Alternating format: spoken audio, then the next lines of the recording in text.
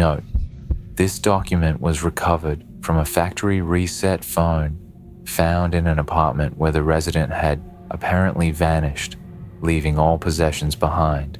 Local authorities have no record of anyone living at the address for the past 11 years. Analysis of the building's structural composition shows no evidence of any ceiling or wall modifications. The bedroom contains a large window overlooking the street. It appears to have never been altered. I document this only because I must. Evidence matters, even when reality itself begins to unravel. My name is Daniel Mercer. Until 3 weeks ago, I was a systems analyst at Meridian Technologies. I had a normal life, quiet, perhaps lonely, but fundamentally ordinary. I need whoever finds this to understand. I was rational, stable. I didn't believe in the supernatural or conspiracy theories. I dealt in code, in logic, in the tangible architecture of systems. Then, the messages began. 5 texts from numbers I don't recognize, can't recognize. The area codes don't exist in any database. I've checked, repeatedly.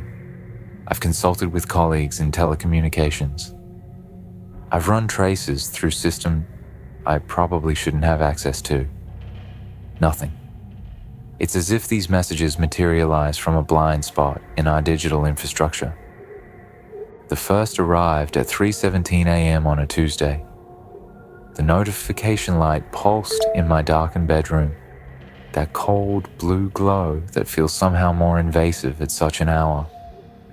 I shouldn't have checked it. Should have waited until morning, but some primal instinct pulled me from the edge of sleep. Unknown, area code 989743.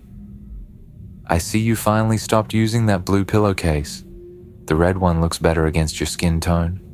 My blood went cold.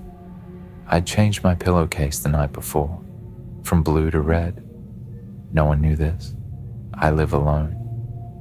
Have lived alone for 6 years since the divorce. Catherine took everything except this sterile apartment and the memories that still haunt its corners. I checked all the windows, every door.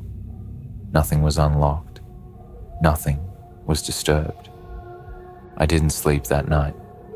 Instead, I methodically photographed every corner of my apartment, checked for hidden cameras, scanned for unauthorized wireless networks. Nothing.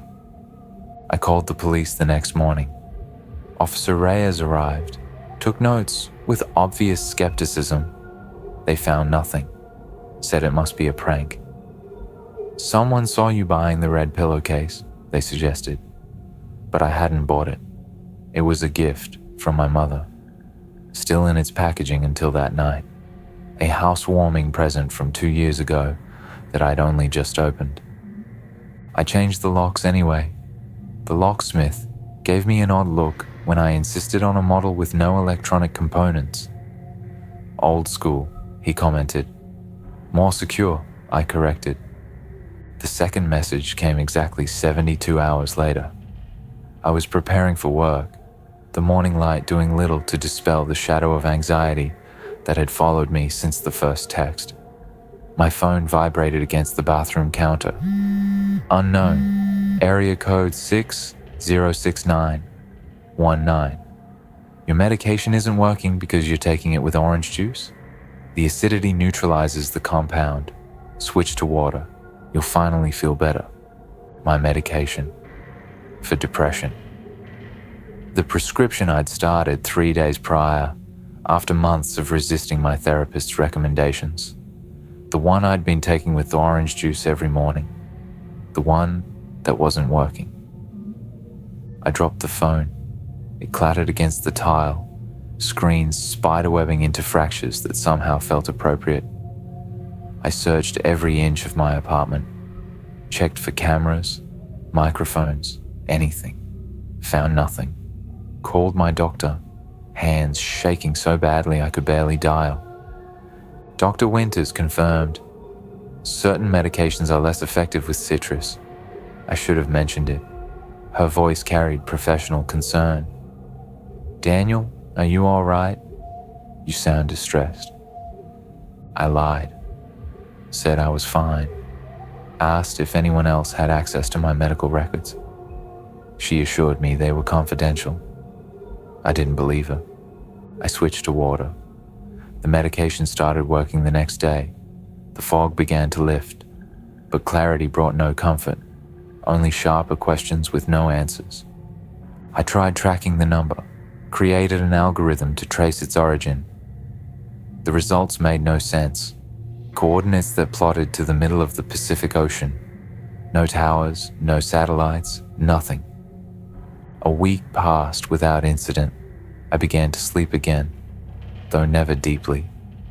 Always with lights on, always with my back to the wall. I installed a security system, motion sensors, cameras in every room. The technician asked why I needed such comprehensive coverage for a one-bedroom apartment. I didn't answer. Then, as I was reviewing the security footage from the previous night, nothing unusual, never anything unusual. My phone illuminated, unknown, area, code 313-490. The noise in your attic isn't mice. It hasn't been mice for months. It's breathing, listening, learning your patterns. I don't have an attic. I live in a garden apartment, below ground level. The space above me belongs to the family in 2A. The Chesters? Pleasant enough. 2 children. I've heard their footsteps for years, the shuffle of their daily routines. Lately, though, there had been something else. Something I'd attributed to mice. A subtle scratching, a weight shifting between joists. I contacted my landlord, Marco Diaz, perpetually overworked, perpetually skeptical. He inspected the space between my ceiling and their floor, found nothing unusual. But while he was there, the Chesters mentioned they'd been hearing strange noises too, like something trapped between the floors, something that moved differently than rodents. Maybe it's the pipes, Marco suggested. Building this old, they talk to each other. I didn't believe him. Neither did Mrs. Chester, from the look in her eyes. The building superintendent opened up a section of the ceiling while I was at work. I returned to find a crime scene. Yellow tape. 2 police officers. Marco looking pale. They found evidence of habitation. Not animal. Not human either. The police report described it as inconclusive disturbance, but I overheard one officer telling another, "Never seen anything make marks like that. Like something was, I don't know, mapping the space." They sealed the ceiling. I requested a transfer to another apartment. Denied. Marco wouldn't meet my eyes when he informed me, mumbling something about lease agreements and availability. That night, I heard the scratching again, louder now, more purposeful. I recorded it. When I played it back at half speed, it sounded like words in a language I almost recognized. The 4th message arrived while I was at dinner with colleagues, a forced social interaction my therapist had encouraged. "Reconnect with people, Daniel," she'd said. "Isolation feeds paranoia." My phone buzzed discreetly against my thigh, but I didn't check it until I returned home. Standing in my doorway, keys still in hand, I read, "Unknown, area code 404771. Don't go into work tomorrow. The emergency protocol test isn't a test. Only those who stay home will survive what's coming. This is not a drill. I work at Meridian Systems. We develop emergency response software for municipal governments. There was indeed a protocol test scheduled for the next day. Internal information, not public knowledge. A simulation of multiple system failures during a natural disaster. I'd helped code parts of the recovery algorithm myself.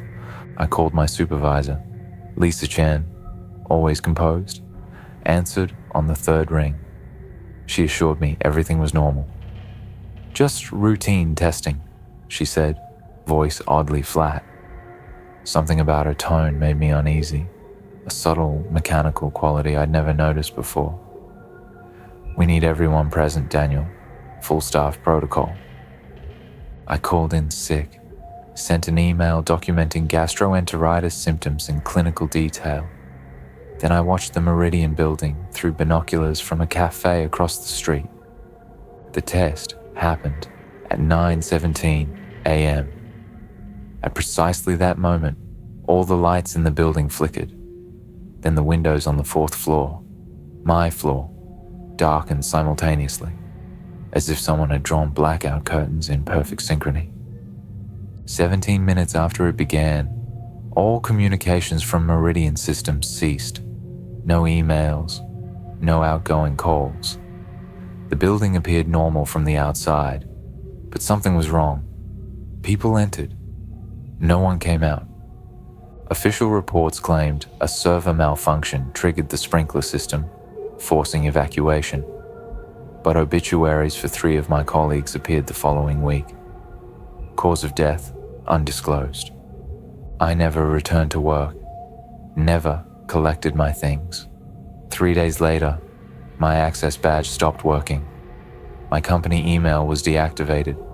When I called HR, they had no record of my employment.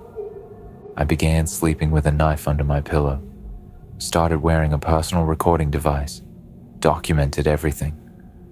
The scratching above grew louder, more insistent. The Chesters moved out without notice, leaving furniture behind. The 5th message came yesterday. I've been waiting for it, dreading it. Unknown, area code 000-000. They've noticed you noticing. They're coming to collect you tonight. When you hear tapping at your bedroom window, do not look outside. Do not acknowledge their presence. Remember, recognition creates permission. There is no window in my bedroom. I sealed that space years ago, after an incident I never discuss. Catherine had been standing there when she told me she was leaving. "You're not the man I married," she'd said, silhouetted against the glass. "You've become something else." The next day I had the window removed, bricked over. The wall is solid concrete now. No one knows this. No one has been in my bedroom since the renovation. Yet, at 2:06 a.m., I heard it. Soft tapping. 3 gentle knocks, precisely spaced, coming from exactly where my window used to be. I didn't look. I lay perfectly still, eyes fixed on the ceiling, where I knew the camera would record whatever might happen next. The tapping continued for 17 minutes, then silence. I haven't slept since. I've been writing this account instead, compiling the evidence, the messages, the recordings. Something is wrong with reality itself. These messages don't just know my present. They know things about my past and future that are impossible to access. I've traced the numbers. Each disconnects immediately after sending his message. Each appears to originate from coordinates that don't exist on any map, locations suspended between known points of geography. The truth has become unavoidable. These aren't texts from unknown numbers. They're signals from something monitoring the simulation, and we've just experienced a critical error. This morning, I checked the security footage from my bedroom. The camera captured nothing unusual, just me, lying motionless in bed for 17 minutes. But when I enhanced the audio, isolated specific frequencies, I heard something else beneath the tapping. My own voice, whispering words I never spoke, coordinates, instructions, a date, exactly 1 month from today. If you're reading this, check your phone. Count your messages from unknown numbers. If you have more than 5, it's already too late. I'm leaving this document where it will be found. I've sent copies to people I trust, or used to trust, before I realized how deep this goes, how long it's been watching us all. The scratching above me has stopped. The silence is worse. I think I understand now. We're not meant to know. The error will be corrected, balance restored. Someone is at the door.